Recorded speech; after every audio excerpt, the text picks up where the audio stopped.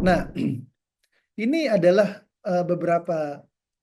beberapa hal yang perlu menjadi tugas orang tua ya. Di samping tadi yang secara keseluruhan kita sebut sebagai 7 pilar pengasuhan ya. Saya ingin menekankan yang pertama adalah keterlibatan ayah ya.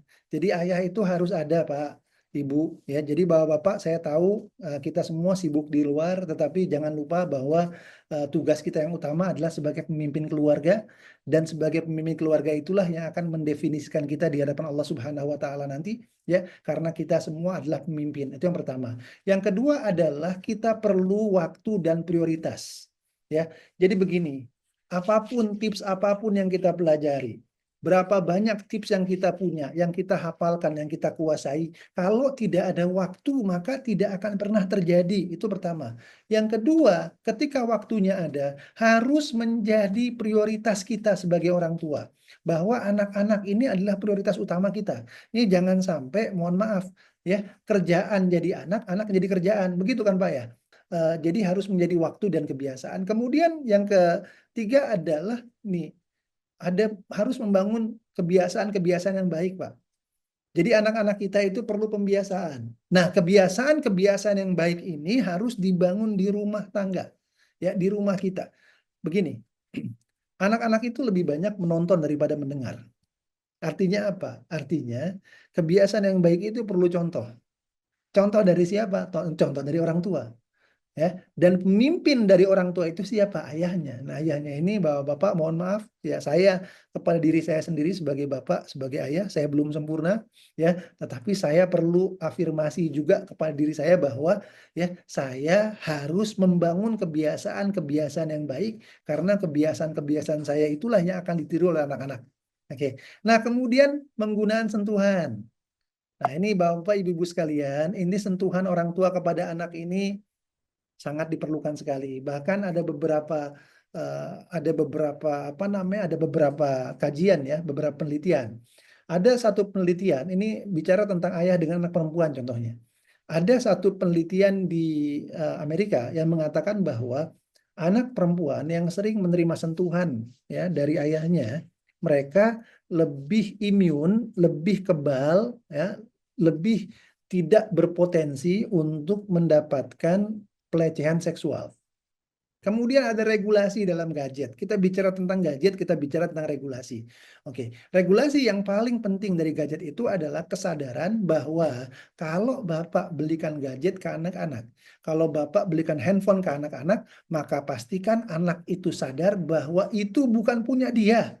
Itu punya bapaknya, itu punya ibunya, itu dibelikan oleh bapaknya, itu dibelikan oleh ibunya, itu menggunakan akses internet yang dibayar setiap bulan oleh bapaknya. Itu harus ada, harus tahu, itu yang pertama. Yang kedua, dia harus tahu bahwa orang tuanya itu punya hak untuk mengecek, ya, untuk mengecek isinya, dan dia harus siap kapan saja dicek oleh orang tuanya. Makanya, ini Bapak Ibu sekalian, saya merekomendasikan bahwa Bapak Ibu buat dalam tertulis, peraturan tertulis, perjanjian tertulis, ya, apa saja poin-poinnya ditulis. Kemudian nanti ditandatangani oleh anak, ya, sebagai agreement, sebagai persetujuan yang sekarang disebut sebagai gentleman agreement. Kenapa sih perlu tertulis? Kenapa perlu persetujuan? Karena begini Bapak Ibu sekalian, bahwa ketika anak-anak itu bertanggung jawab, ketika anak-anak itu menandatangani, kita mengajarkan kepada mereka bahwa ini yang terjadi pada dunia orang dewasa. Kenapa? Karena kita ingin menanamkan bahwa yang namanya gadget itu adalah alat yang digunakan oleh orang dewasa, bukan mainan gitu loh. Ya, bukan mainan. Kemudian yang selanjutnya adalah jangan jadikan gadget sebagai solusi, termasuk teman-teman tadi yang kalau makan bukain gadget buat anaknya, kalau makan bukain tablet buat anaknya sehingga anaknya bisa makan kalau tabletnya terbuka. Jangan dijadikan sebagai solusi terus. Ya, gadget itu bukan sebagai solusi terus. Kemudian ajari konsep malu. Ajari integritas diri, ajari bagaimana dia harus menutup kemaluannya, ya. Karena itulah, ini banyak orang-orang yang lupa bahwa ketika dunia itu sudah terbuka jendelanya kemana-mana, mereka lupa satu konsep yang luar biasa, yaitu konsep malu. Jadi malu itu adalah sesuatu yang baik, Pak. Ya, betul, ada sesuatu yang tidak boleh kita malu, tetapi pada secara keseluruhannya, malu itu adalah konsep yang baik. Kemudian perbanyak aktivitas fisik. Jadi anak-anak tadi kalau tadi anaknya tidur habis zuhur, kemudian nanti habis asar dia ngaji. Kalau saya justru begini, Pak. Kalau bisa, ya kalau bisa, jangan tidur siang. Kalau mau tidur siang ya sebelum zuhur aja kalau ada waktu, atau sebentar aja setelah zuhur. Ya, kenapa? Karena anak-anak itu punya energi luar biasa. Habiskan energi anak-anak itu dengan kegiatan fisik. Nah, kemudian yang jangan juga ditinggalkan adalah bahasa cinta, Pak. Pakai bahasa cinta, ya, pakai sentuhan. Nah, di sini ada satu penelitian, satu penelitian dari 1.000 responden yang dilakukan di Filipina. Ini luar biasa. Saya sangat saya belajar banyak dari penelitian ini. Ini ada dua hal ya. Jadi kita kalau punya anak laki-laki maupun perempuan, apa yang mereka butuhkan dari kita? Dalam penelitian ini dia menunjukkan bahwa anak laki-laki itu membutuhkan bahasa cinta yang berupa physical touch, sentuhan. Sentuhan dari siapa? Dari bapak maupun ibu. Kemudian menurut penelitian ini juga anak perempuan ya memerlukan waktu yang berkualitas dari bapak dan ibunya bareng. Jadi bapak dan ibunya harus memberikan waktu yang berkualitas. Tapi ditambah dari hal itu, anak perempuan itu perlu adanya kelekatan dengan bapaknya. Anak perempuan itu perlu lekat dengan bapaknya. Anak perempuan itu perlu words of affirmation, perlu kata-kata afirmasi. Dia perlu tuh dibilang cantik, dibilang baik, dibilang pintar dari siapa? Dari bapaknya. Nah, hal-hal yang saya sebutkan tadi, bahasa cinta yang tadi, ya, untuk laki-laki tadi, saya ingatkan lagi ya, laki-laki waktu berkualitas dan sentuhan dari waktu berkualitas dari bapaknya dan sentuhan dari ibunya. Yang perempuan adalah kelekatan dari bapaknya dan juga ada afirmasi dari bapaknya, ya.